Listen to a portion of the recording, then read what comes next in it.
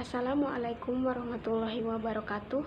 Hai, perkenalkan nama saya Tia Fitria Maulida, NIM 18820500076, Prodi Pendidikan Bahasa Inggris, Universitas Pancasakti, Bekasi. Tujuan video ini dibuat untuk memenuhi tugas mata kuliah Pendidikan Agama Islam dengan dosen pengampu, Bapak Aden Sudarman, SAG, MPDI. Di sini saya akan membahas tentang pengertian Al-Quran dan ruang lingkupnya. Pengertian Al-Quran. Al-Quran adalah wahyu Allah Subhanahu wa Ta'ala yang merupakan mukjizat yang diturunkan kepada Nabi Muhammad SAW sebagai sumber hukum dan pedoman hidup bagi pemeluk Islam dan bernilai ibadat yang membacanya. Selanjutnya yaitu ruang lingkup Al-Quran. Pokok-pokok isi Al-Quran ada 5. Yang pertama adalah Tauhid.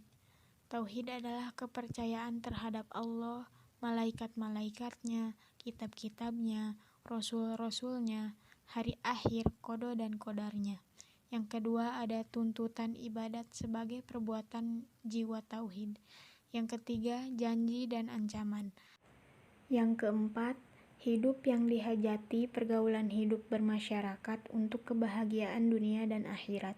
Yang kelima, inti sejarah orang-orang yang taat dan orang-orang yang zalim pada Allah Subhanahu wa Ta'ala. Berikutnya ada dasar-dasar Al-Quran dalam membuat hukum. Yang pertama, tidak memberatkan. Allah tidak membebani seseorang melainkan sesuai dengan kesanggupannya. Misalnya, boleh tidak berpuasa pada bulan Ramadan. Boleh makan makanan yang diharamkan jika dalam keadaan terpaksa. Yang kedua, menyedikitkan beban. Dari prinsip tidak memberatkan itu, maka terciptalah prinsip menyedikitkan beban, agar menjadi tidak berat. Karena itulah lahir hukum-hukum yang sifatnya rukhsah, seperti mengqosor sholat. Yang ketiga, berangsur-angsur dapat menetapkan hukum. Hal ini dapat diketahui umpamanya ketika mengharamkan khamr. Yang pertama, menginformasikan manfaat dan madorotnya. Yang kedua, mengharamkan pada waktu terbatas, yaitu sebelum sholat. Yang ketiga, larangan secara tegas untuk selama-lamanya. Selanjutnya kita akan membahas kedudukan hadis, ijma, dan qiyas. Kedudukan al-hadis atau al-sunnah. Nabi Muhammad sebagai seorang rasul menjadi panutan bagi umatnya, di samping sebagai ajaran hukum, baik yang diterima dari Allah yang berupa Al-Quran, maupun yang ditetapkan sendiri yang berupa al-sunnah.